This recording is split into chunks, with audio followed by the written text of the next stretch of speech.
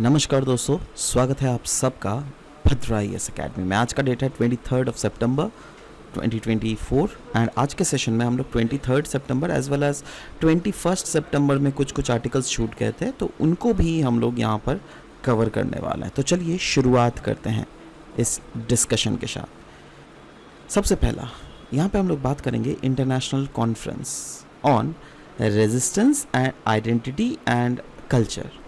Now ये जो international conference है हेल्ड किस कम्युनिटी के द्वारा किया गया था? ये है कार्बी एंगलोंग ऑटोनोमस काउंसिल के द्वारा किया गया था, क्योंकि मेन कार्बी कम्युनिटी का यही फोकस है दैट इनका जो कल्चर है ये काफ़ी ज़्यादा यूनिक है, राइट, एंड इसको प्रिजर्व और प्रोमोट करना बहुत ज़्यादा इम्पॉर्टेंट है। इसीलिए बोला गया है दैट पाइवोटल रोल होना पड़ेगा ऑफ कल्चरल प्रिजर्वेशन, जिससे कार्बी कम्युनिटी का जो आइडेंटिटी है एमएस द ग्लोबल चेंज, क्योंकि देखो दुनिया में बहुत सारे चेंजेस देखने को मिल रहे हैं स्पेसिफिकली ग्लोबलाइजेशन के बाद, क्योंकि ग्लोबलाइजेशन के बाद जब से लोग एक्सेस हो गया इंटरनेट का, राइट, तो लोग धीरे धीरे हम लोग देख रहे हैं इंडिया में ज़्यादा से ज़्यादा वेस्टर्न कल्चर प्रमोट हो रही है। इसीलिए आप देखोगे जो नए 1997 के बाद वाले जो जनरेशन्स है ना, उनको जेनजी जनरेशन बोला जाता है। और जेनजी जनरेशन्स अगर देखोगे, जिसमें आप लोग में भी बहुत सारे जेनजी जनरेशन्स होंगे ऑफ कोर्स, उनमें देखोगे like the perspectives are getting a bit of much of more change, right? They are more or less adapting to the western culture. So यहाँ पे इन काउंसिल के through, international council on resistance identity and culture में यही focus किया गया that at least Karbi community जो है उनमें जिससे ज़्यादा चेंजेस इसमें ना आए, राइट। और वही सिर्फ कार्बी कम्युनिटी ही नहीं, मैं ये भी अपील करना चाहता हूँ हर एक कम्युनिटी में यही चीज़ें होनी चाहिए, क्योंकि हमारी कम्युनिटी की जो देन है ना वो हमारे एंसेस्टर्स की देन है। एंसेस्टर्स ने जो चीज़, जैसे they have lived their life, वैसे ही we are also living our life. For example you are dancing on Bihu, you are celebrating Bihu, right. So why, वो क्या आपने इसको इन्वेंट किया? नहीं ना, आपके पास्ट के एंसेस्टर्स ने ही इसको इवॉल्व किया, राइट। सो अगर मैं उसको मान रहा हूँ, इसका मतलब क्या? मैं अपने पास्ट के एंसेस्टर्स को एक रिस्पेक्ट दे रहा हूँ, right. So this is what we also need to do it. Next, प्रधानमंत्री जनजातीय उन्नत ग्राम अभियान। यूनियन कैबिनेट ने इस स्कीम को अप्रूव किया, क्योंकि इस स्कीम का एम ही है दैट हमारे देश में जो ट्राइबल कम्युनिटीज़ है ना उनको अपलिफ्ट करना। क्योंकि एक्चुअली अगर देख लीजिएगा अराउंड 63,000 ट्राइबल मेजॉरिटी विलेजेस हैं इंडिया में, और ऐसे ही मतलब majority villages plus aspirational district जहाँ पे ट्राइबल्स की संख्या बहुत ज़्यादा है, राइट। तो इसीलिए ये जो मिशन है दैट इज़ प्रधानमंत्री जनजातीय उन्नत ग्राम अभियान, इसका टारगेट ही है दैट 5 करोड़ ट्राइबल पीपल को अपलिफ्ट करना है, और जिससे उन लोग जो अभी गैप्स फेस कर रहे हैं ना उनके सोशल इंफ्रास्ट्रक्चर, एजुकेशनल, हेल्थ और लाइवलीहुड एस्पेक्ट में, उस गैप को फुलफिल करना है। और वो कैसे किया जाएगा? उसको किया जाएगा बाय बिल्डिंग पक्का houses for them, by building making sure that ये जहाँ पे इनकी पॉपुलेशन ज़्यादा वहाँ पे रोड और मोबाइल कनेक्टिविटी प्रॉपर पहुँचे, एजुकेशन और हेल्थ के एक्सेस उस रीजन्स को मिले, इकोनॉमिक एम्पावरमेंट मिले उन लोगों को, जिससे कैसे स्किल ट्रेनिंग के थ्रू, और ऑफ कोर्स लाइवलीहुड सपोर्ट और ट्राइबल मार्केटिंग सेंटर्स भी वो होनी चाहिए। Additionally it includes innovative components जैसे tribal like home stage and support for forest right. जी हाँ, इसके बहुत सारे इनोवेटिव कंपोनेंट्स भी हैं इस पैरेट, जैसे जो होम स्टेज होंगे, मतलब ट्राइबल होम स्टेज को प्रमोट करना, उनके राइट्स जो मिलते हैं फॉरेस्ट राइट्स एक्ट के थ्रू उनको इंश्योर करना। यही नहीं, ये मिशन जो है बिल्डअप हुआ है ऑन द सक्सेस ऑफ प्रधानमंत्री जनजातीय आदिवासी न्याय महाअभियान, जिसका एम है हॉलिस्टिक ट्राइबल डेवलपमेंट। तो ये सब कुछ इंपॉर्टेंट एस्पेक्ट्स है। नेक्स्ट हम लोग देखेंगे, डिस्कस करेंगे wise decision, that is central government का जो डिसीजन है दैट इंडिया म्यांमार के बॉर्डर को फेंस करना, उसको एक काफ़ी ज़्यादा वाइज डिसीजन बोला जा रहा है इस आर्टिकल में। और इसके लिए सेंट्रल गवर्नमेंट ने बोला है अराउंड 31,000 करोड़ रुपए खर्च करेगी, जिससे इस बॉर्डर को फेंस किया जा सके। मतलब अभी जो FMR एग्जिस्ट करता है between India and Myanmar, FMR मतलब फ्री मूवमेंट रिजीम, जिसमें रफली अराउंड 1643 किलोमीटर जो इंटरनेशनल बॉर्डर है ना इंडिया और म्यांमार का, वो खुला छूटा हुआ है, राइट। खुला मतलब म्यांमार के लोग जो है अराउंड 16 किलोमीटर्स तक इंडिया के इंटर में घुस सकते हैं।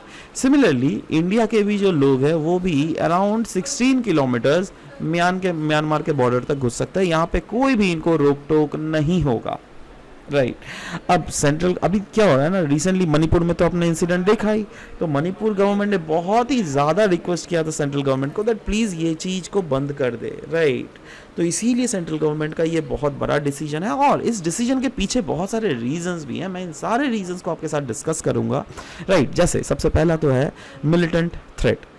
ज़्यादातर अगर एक्टिव मिलिटेंट ग्रुप देख लीजिएगा नॉर्थ ईस्ट में, they are based on Myanmar, ठीक है। दूसरा, बॉर्डर जो है ये काफ़ी ज़्यादा पोरस है, दैट इज़ ये बॉर्डर जो है ना इंडिया म्यांमार का, it is very very vulnerable to smuggling of narcotics, arms as well as ammunition trafficking, क्योंकि यहाँ पर बहुत ज़्यादा हो रहा है। Next is insufficient border security. जी हाँ, बॉर्डर में सिक्योरिटी प्रॉपर वे में नहीं है, इनसफिशिएंट है।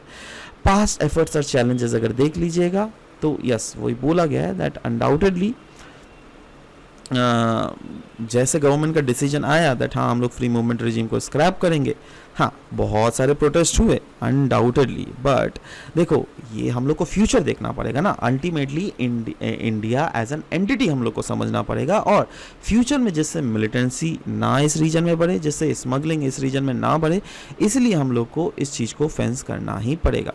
और इसमें अगर देख लीजिएगा सक्सेस काफ़ी ज़्यादा तक लिमिटेड ही सक्सेस अभी तक मिला है, क्योंकि अभी तक अराउंड सिर्फ 30 किलोमीटर ही फेंसिंग को कंप्लीट हुआ है। क्योंकि अगर देख लीजिएगा यहाँ का टेरेन काफ़ी ज़्यादा चैलेंजिंग है। यहाँ क्यों? क्योंकि यहाँ पर अगर देख लीजिएगा पूर्वांचल हिल्स का एग्जिस्टेंस है, जिसमें पटकाईबुम, Naga hills, Manipur hills, Mizo hills या फिर लुशाई हिल्स, ये सब सारे यहाँ पर डोमिनेट करते हैं, right. So that is why यहाँ पर बॉर्डर फेंसिंग हो रहा है, बट धीरे धीरे काम चल रहा है, राइट। नेक्स्ट, इंफ्रास्ट्रक्चरल चैलेंजेस अगर देख लीजिएगा, एक बहुत बड़ा चीज़ था that all weather road connectivity. इसमें बहुत ज़्यादा कंप्लेंट्स आते थे, जिसके कारण जो है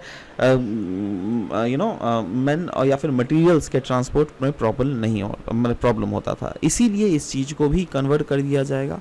और सिक्योरिटी रिस्क जो है थे अभी तक, दैट इज रेबल्स ग्रुप्स के जो है along the both side of border, जो कि आराम से इंडिया में घुसकर यहाँ पे कुछ भी सिक्योरिटी का इश्यूज क्रिएट करते थे, तो वो सब भी हम लोग रेस्पेक्टिवली घटते हुए देखने को मिलेगा। तो यहाँ पे किस टाइप के इंसर्जेंसी एंड स्मगलिंग इश्यूज देखने को मिलते थे? कहा जाता था दैट म्यांमार एक सेफ हेवन है इंसर्जेंट ग्रुप्स के लिए, क्योंकि म्यांमार में इंसर्जेंट ग्रुप्स अपना बेस बना लेते थे और इंडिया में आकर अटैक करके फिर चले जाते थे। तो अब ये होने के बाद वो चीज़ नहीं होगा, राइट। यही नहीं, म्यांमार का अगर पॉलिटिकल सिचुएशन देख लीजिएगा, यस वहाँ पे जैसे कू हुआ है, वैसे ही आर्मी रूलर्स जो है और रेबल फोर्स जो है वो एंटी इंडिया फोर्सेस के अगेंस्ट बहुत चीज़ें हो रही है। क्योंकि देखिए वहाँ के आर्मी को जो है इंडिया बहुत सारा सपोर्ट मिल रहा है चाइना से, राइट। सो इसीलिए वो एंटी इंडिया मूव चल रही है ओपनली, राइट। नार्कोटिक्स का ट्रैफिकिंग की अगर बात करें, यस ये जो बॉर्डर है काफ़ी ज़्यादा पोरस है, और इसने हिंडर किया है इंडिया का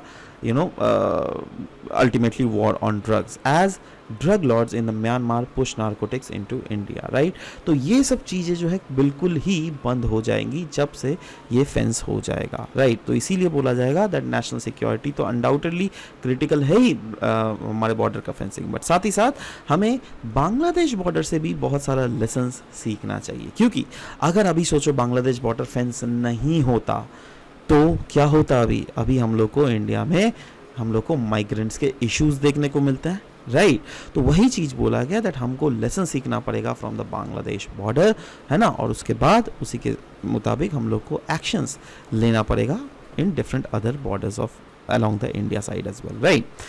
Next, drought like situation। देखो अभी क्या देखने को मिल रहा है, आसाम के different districts whether it be Golaghat, right, और तिनसुकिया, अलग अलग रीजन में हम लोग को देखने को मिल रहा है rice plants, T plants, lemon trees, ये जो है ना साइन ऑफ स्ट्रेस इनको देखने को मिल रहा है। क्यों? क्योंकि अब देख लो टेम्परेचर बढ़ रहा है, उसी के साथ ड्राई स्पेल भी बढ़ रहा है, राइट। सो वही बोला गया that the current drought like situation in the state have raised concerns about agricultural protection.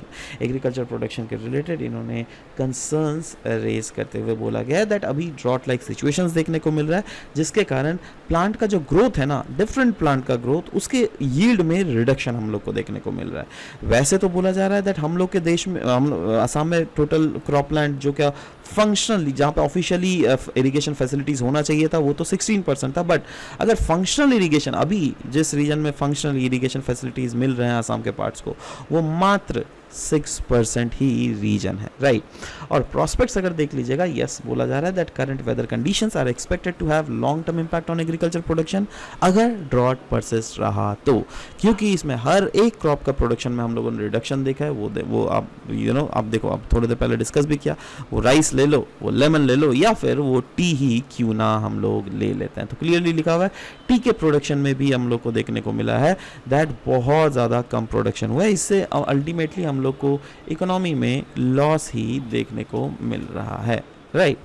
So next news again Assam Tribune का है। ये असम के अनप्रेसिडेंटेड हीट वेव, जो क्या असम में ही नहीं पूरा इंडिया में जो हम लोग को देखने को मिल रहा है, राइट। तो सवाल हो रहा है, देखो हीट वेव्स नेचुरल रीजंस के कारण भी होता है, ह्यूमन रीजंस के कारण भी होता है, बट अभी जो हीट वेव्स का एग्जैजरेशन हम लोग को देखने को मिल रहा है ना, वो मेनली उसका रीज़न बोल रहा है human induced climate change, right. क्योंकि नेचुरल फैक्टर्स को undoubtedly that are those are the reasons, but human induced factors जैसे आप ले लो burning of fossil fuel, right. तो फॉसिल फ्यूल में हम लोग क्या है, लार्ज क्वांटिटी रिलीज होता है कार्बन डाइऑक्साइड का, नाइट्रस ऑक्साइड का, राइट, जिससे इंटेंसिफाई हो रहा है ग्रीन हाउस इफेक्ट, राइट। यही नहीं, अगर आप डिफॉरेस्टेशन देख लीजिएगा, डिफॉरेस्टेशन भी धमाधम पेड़ पौधे कट रहे हैं, राइट। सो वही बोला गया, deforestation continues at alarming rate of 10 million hectares per year. हर साल ऐसा हो रहा है। और मेजर कार्बन एमिटर्स कौन कौन है, बहुत सारे इंडस्ट्रीज है, जैसे सीमेंट ले लीजिए, आयरन, स्टील, प्लास्टिक। क्या इनका इंडस्ट्रीज का क्या नंबर घट रहा है? नहीं ना। हमारे देश में क्योंकि क्या हो रहा है ना, दैट हमारा देश में मेजर प्रायोरिटी क्या है, डेवलपमेंट में। और डेवलपमेंट के लिए या cement, iron, steel, plastic, agriculture, whatsoever, ये सारे इंडस्ट्रीज बढ़ेंगे ही, ये कभी घटेंगे नहीं। बट हाँ, हम लोग क्योंकि बीइंग अ रिस्पॉन्सिबल कंट्री, हम लोगों ने अपने पंचामृत जो गोल्स है उसमें क्लियरली फिक्स किए हुए हैं दैट हम कार्बन एमिशन को नेट ज़ीरो कार्बन एमिशन करेंगे। इसका मतलब क्या होता है, जितना कार्बन एमिशन होगा उतना कार्बन सिक्वेस्ट्रेशन भी हो जाएगा, राइट। इन्वायरमेंटल कॉन्सिक्वेंसेज अगर इसके देख लीजिएगा तो वो बोला गया है दैट देखो हीट वेव्स अनप्रेसिडेंटेड बढ़ रहा है, इसके कारण आर्कटिक जो सी है वहाँ पे हमें अलार्मिंग लोज देखने को मिल रहा है दैट वो घट रहा है। और अंटार्कटिक सी भी में भी आइस लॉस हमें देखने को मिल रहा है। और इसके कारण एक्सट्रीम हीट वेव्स हमको देखने को मिल रहा है in the part of Europe, Asia and north America, right. इसके कारण क्या हो रहा है, जो कनाडा में जो वाइल्ड फायर है, मेडिटेरेनियन ले लो, साइबेरिया ले लो, राइट, वहाँ पे एक्सटेंसिव वे में डैमेजेस देखने को मिल रहा है, right. Droughts and several water shortage हम लोग को अलग अलग रीजन्स में देखने को मिल रहा है, जिसके कारण ये सब चीज़ें हो रही है, राइट। सो सवाल होता है what is the impact of rising temperature. Undoubtedly natural disasters जैसे हरिकेन, फ्लड, ड्रॉट, ये सब तो हम लोग को देखने को मिल ही रहा है। जैसे अब देखो ही रहो 2024 में एक्सट्रीम फ्लडिंग हम लोग को साउथ ईस्ट एशिया वाले रीजन्स में देखने को मिल रहा है। और साथ ही साथ सी लेवल भी राइज कर रहा है, वेदर पैटर्न भी शिफ्ट कर रहा है, राइट। बट इसके कारण जो है ना, वाटर शॉर्टेजेस जैसे इश्यूज, क्रॉप का डिस्ट्रक्शन जैसे इश्यूज, फूड सिक्योरिटी और पब्लिक हेल्थ जैसे इश्यूज भी आने वाले समय में हम लोग को बढ़ते हुए देखने को मिल रहा है। COP28 and climate finance issue, what is this issue all about. देखो COP28 की अगर बात करें दुबई में, राइट, इसने मेनली इसका हाईलाइट किया था, widening gap between climate pledges and actual emission reductions, है ना। यहाँ पे बोला गया है देखो वैसे तो एग्रीमेंट साइन किए गए हैं on fossil fuel phase out, है ना, but the thing is that क्या एक्चुअली में सारे नेशंस इस चीज़ को मान रहे हैं। प्रॉमिसेस तो की गई थी दैट हाँ क्लाइमेट के रिलेटेड फाइनेंस हम लोग प्रोवाइड करेंगे, बट ऐसे बहुत सारे कंट्रीज देख रहे हैं दैट वो भाग रहे हैं इससे, राइट। आपको पता होना चाहिए ग्रीन क्लाइमेट फंड आया था, इसमें क्लियरली बोला गया था दैट हर साल जो बड़े बड़े देश है, जो डेवलप्ड नेशंस है, वो लोग अराउंड $100 बिलियन ये लोग डालेंगे। बट अब सवाल होता है बड़े नेशन क्यों डालेंगे, क्योंकि they are the one who are responsible for this climate change. उन्होंने ही तो दुनिया में ग्रीन आपका जाके इंडस्ट्रियलाइजेशन लाया ना, तो वही लोग को तो पैसे देने पड़ेंगे, है ना। तो वही बोला गया दैट ये लोग सपोर्ट करेंगे डेवलपिंग नेशंस को, बट क्या ये भी एग्जीक्यूट प्रॉपरली हो रहा है, हर एक देश को प्रॉपरली पैसा मिल रहा है, that is the reason, right. So ये सब चीज़ें हैं जिसके कारण हम लोग को देखने को मिल रहा है दैट देश में सिचुएशंस काफ़ी ज़्यादा बिगड़ रही है regarding the heat waves, right. So this is all about the discussion that we had for 23rd as well as 21st of September के कुछ छूटे हुए articles. I hope that you have understood it. So yeah, if you have liked it, then you can share this video with your different other friends and aspirants as well. मिलते हैं आप सबके साथ next session में. Till then, bye bye and take care guys.